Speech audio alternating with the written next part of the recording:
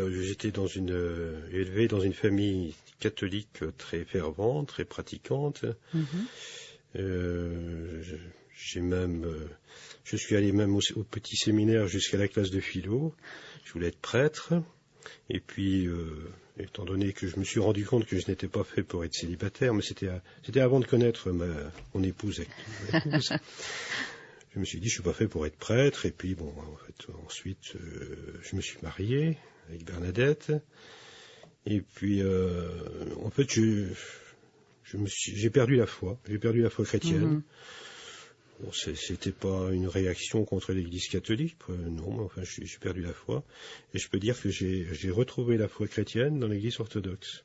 Donc j'avais une trentaine d'années et j'ai retrouvé la foi. Et ce n'a pas été un reniement de ce que j'avais vécu auparavant dans l'Église catholique. Non, pas du tout. C'était un approfondissement de ma foi. Oui, plutôt, vous m'aviez dit tout à l'heure, un retour aux racines. Voilà, c'est ça, un retour aux racines. Je trouve ça très beau. Indépendamment des questions de rite occidental ou byzantin, l'important, le centre de la vie en église, la vie en paroisse, c'est la divine liturgie, c'est-à-dire la célébration de la messe, comme on dit en Occident. Et la divine liturgie, c'est le rassemblement, c'est une œuvre commune des chrétiens qui sont là, qui célèbrent, on appelle ça célébrer les mystères, c'est-à-dire que on célèbre en union avec la liturgie céleste qui est célébrée dans les cieux, et c'est une liturgie, c'est un rite qui n'est pas coupé de la vie. Alors, tout à l'heure, je parlais avec vous du chant des chérubicon, c'est-à-dire c'est le chant qui accompagne la procession du pain et du vin au moment de l'offertoire. À ce moment-là, le diacre passe au milieu de l'assemblée en portant le pain et le vin, et les fidèles s'inclinent. Ils s'inclinent pourquoi? Ils s'inclinent parce qu'ils déposent sur la patène et dans le calice, ils déposent tous leurs soucis. On dépose tous les soucis du monde, c'est dit dans le chant. Et on célèbre en même temps avec les chérubins. Les chérubins, c'est-à-dire tout le monde angélique. Il n'y a pas de séparation entre le ciel et la terre. Donc c'est vraiment une unification de la vie de la terre et la vie du ciel. Avec le ciel. Voilà.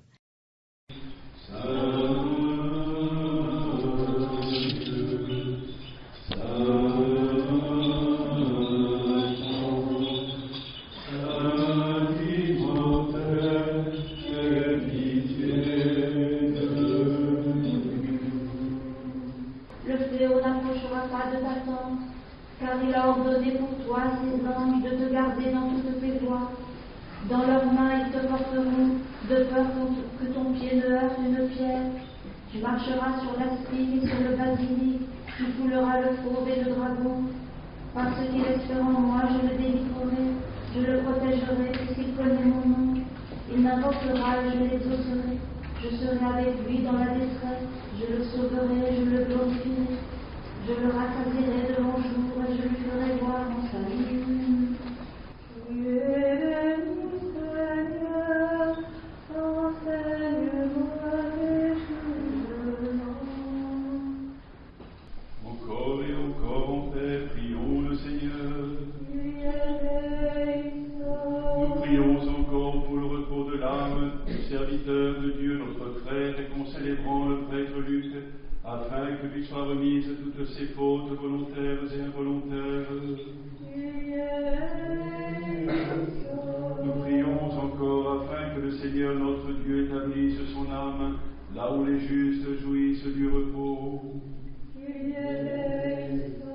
demandons au Christ, notre roi immortel et notre Dieu, de lui accorder la miséricorde divine, le pardon de ses fautes et le royaume des cieux. Accorde, Seigneur. Prions le Seigneur. Dieu des esprits de toute chair, toi qui as vaincu le diable et terrassé la mort pour donner la vie au monde, accorde, Seigneur, à l'âme de ton serviteur, notre frère et concélébrant le prêtre Luc, le repos dans le séjour de la lumière, de la fraîcheur et de la paix, en un lieu d'où sont absents la peine, la tristesse et les gémissements. Dans ta divine bonté, ton amour pour les hommes, pardonne-lui toutes les fautes commises en parole, en pensée, en action. Car il y a personnes qui vivent et ne pêchent pas. Toi seul, Seigneur, tu es sans péché. Ta justice est une justice éternelle et ta parole est vérité. Car tu es la résurrection, le repos et la vie de ton serviteur défunt, notre frère et concélébrant, le prêtre Luc, au Christ notre Dieu. Et nous te rendons gloire ainsi qu'à ton Père éternel et à ton très saint, bon et vivifiant Esprit, maintenant et toujours et dans les siècles des siècles. Amen. Pour ma part, je n'ai pas connu le Père depuis si longtemps. Je pense que Père Gilbert l'a connu depuis 40 ans. Une dizaine d'années, ce qui est peu, mais c'est beaucoup, parce que ça permet de voir et de comprendre que Père Luc était un homme fidèle. Fidèle à la fois dans sa foi, mais fidèle aussi dans le sens de celui qui ne vacille pas dans les épreuves. Et des épreuves, il en a connu. Sa santé a été véritablement malmenée depuis des années. Et pourtant, malgré tout ce qu'il a pu souffrir, il est resté fidèle. Fidèle à son Dieu, fidèle à l'Église, fidèle aussi à tous ses amis. C'est très émouvant de voir que vous tous, nombreux ici, venez de différents horizons. Et le point qui nous rassemble aujourd'hui, c'est la foi dans le Seigneur et aussi notre affection, notre amour pour Père Luc. Il a été fidèle à son Église, recherchant toujours l'union avec le Seigneur et la communion avec lui. Voilà pourquoi le Seigneur peut dire aujourd'hui au Père Luc, à notre frère et concélébrant le Père Luc, bon et fidèle serviteur, entre dans la joie de ton maître. Je voudrais ajouter aussi que le métropolite Joseph m'a chargé à vous, Bernadette, et à votre famille, de vous dire toute son affection, ses prières. Il n'était pas possible pour lui de venir puisqu'il est parti aujourd'hui de Roumanie. Peut-être, mais je n'en suis pas sûr, peut-être se joindra-t-il à nous pour les funérailles ce soir, mais je ne peux pas vous l'assurer. En tout cas, il m'a vraiment dit de vous dire toute son affection et les prières pour Père Luc et pour toute votre famille. Que le Seigneur bénisse et accorde à son serviteur, Père Luc, la mémoire éternelle. Que le Seigneur accorde à son serviteur, notre frère et concélébrant, Prêtre Luc, la mémoire éternelle.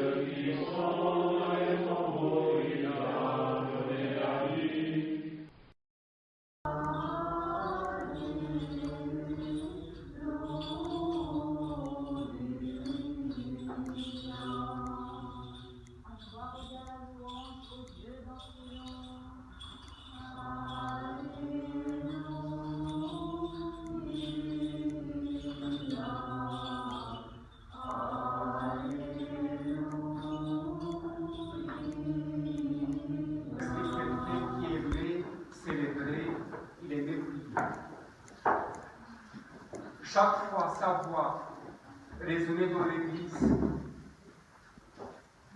et quand il lisait l'Évangile selon Saint Luc,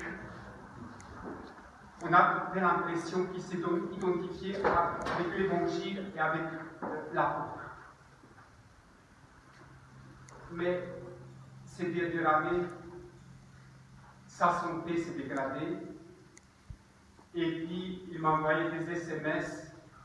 Père Luc, Père Johan, je t'ai dit, Dimanche, on va célébrer ensemble, mais ma santé ne permet pas. Prie pour moi. Je me suis dit, Père Luc, il est préparé pour partir. Et il est parti. Et vers le SMS, je n'ai pas pu échanger avec lui, mais c'est Bernadette qui m'a dit, Père Luc, il est à la clinique, il est très mal, et puis aussi Bernadette m'a écrit un SMS, Père Luc, il s'est endormi. La place va rester vide encore, mais chaque fois quand je viendrai à l'église, je pensais que Père Luc, il est à côté de moi, quand il fatigué, il se mettait, il s'asseyait, mais il était à côté. Il va prier pour nous, pour tous, pour cette paroisse qu'il a aimée. Amen. Que Dieu lui accorde des pardons et mémoire éternelle.